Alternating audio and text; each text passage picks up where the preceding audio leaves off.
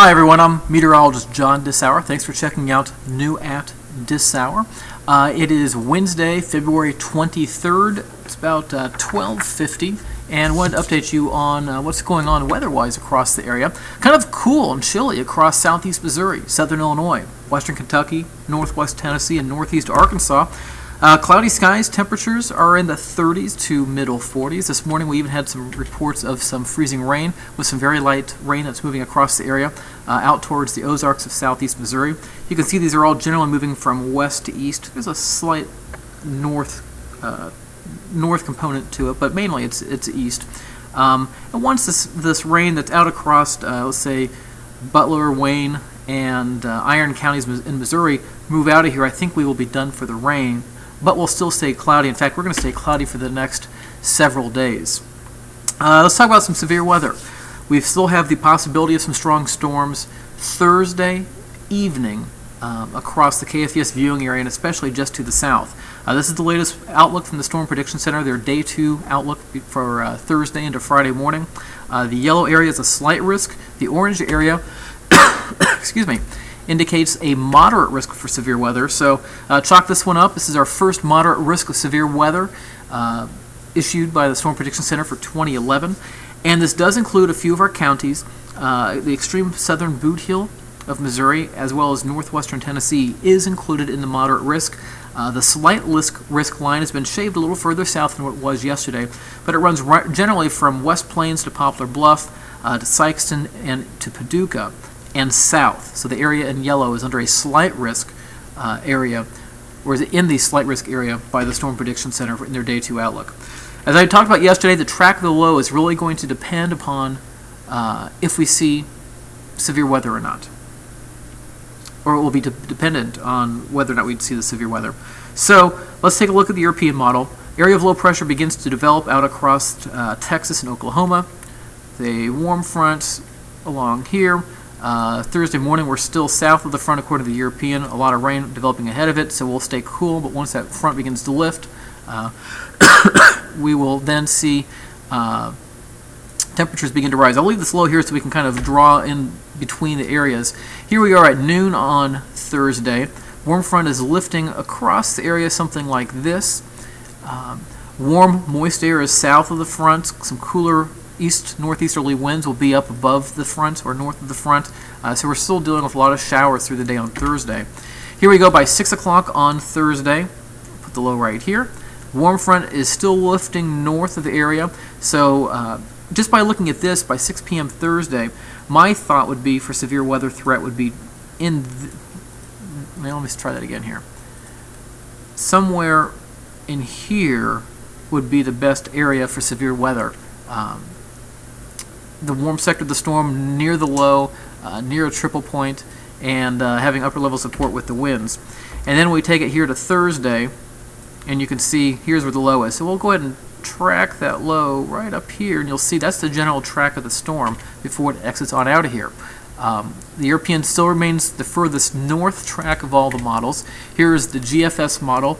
Has the surface low about the same place by Thursday at 6 o'clock across southwestern Oklahoma.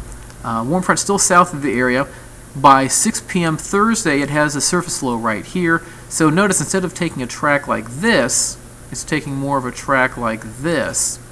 So it is southern and will keep us on the cool side of the storm, with the exception being this area right in here, which is kind of where they've got that moderate risk area for severe weather. And then it pushes quickly to the northeast up here. So the general track would be let me try that again. It would be somewhere like this. So it's got the track quite a bit further south than the European.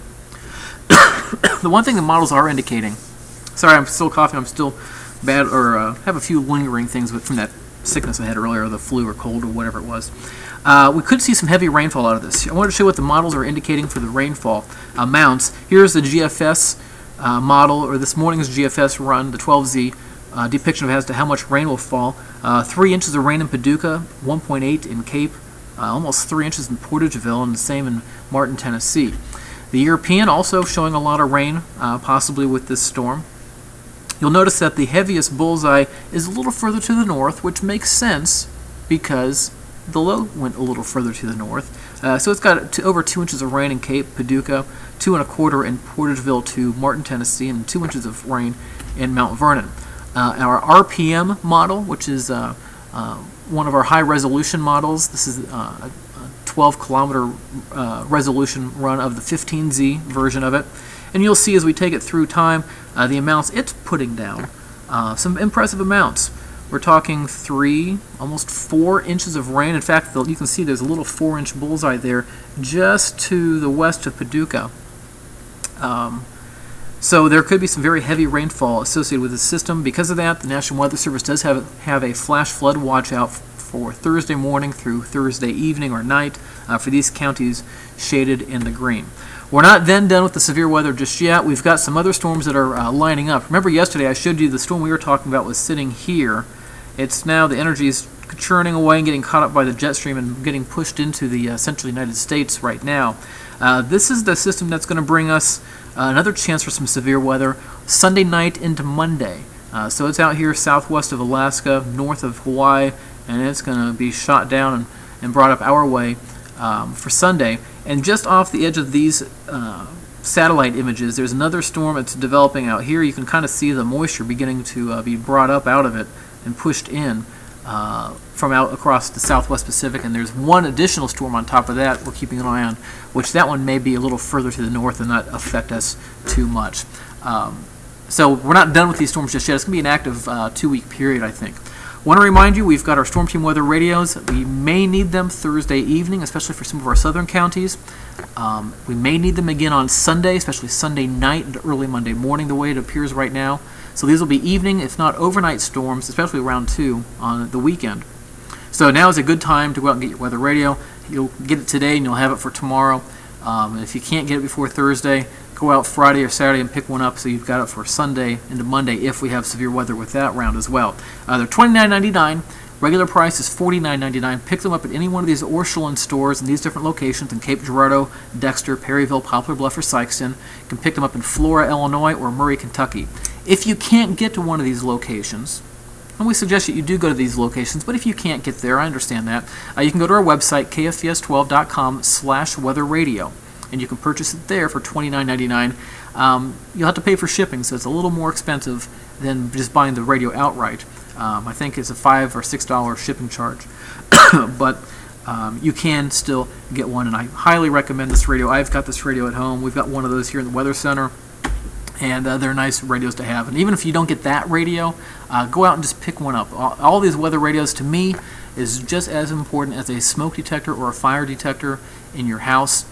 Every house, every business, every building should have one, because it's always nice to be alerted when there might be severe weather headed your way. That is the latest from here. I'll try to update later this evening. As I mentioned, I probably won't be updating a whole lot tomorrow. I might maybe Thursday morning, but probably Friday afternoon and on I won't be updating, as I'll be doing a few birthday festivities that afternoon. So that's the latest from here.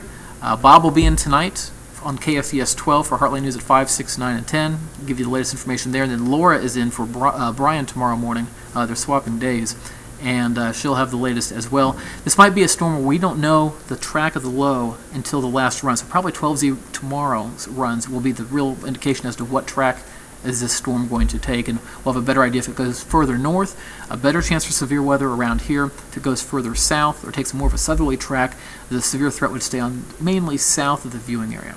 So that's the latest from here. Hope you have a great afternoon, and I will talk to you later.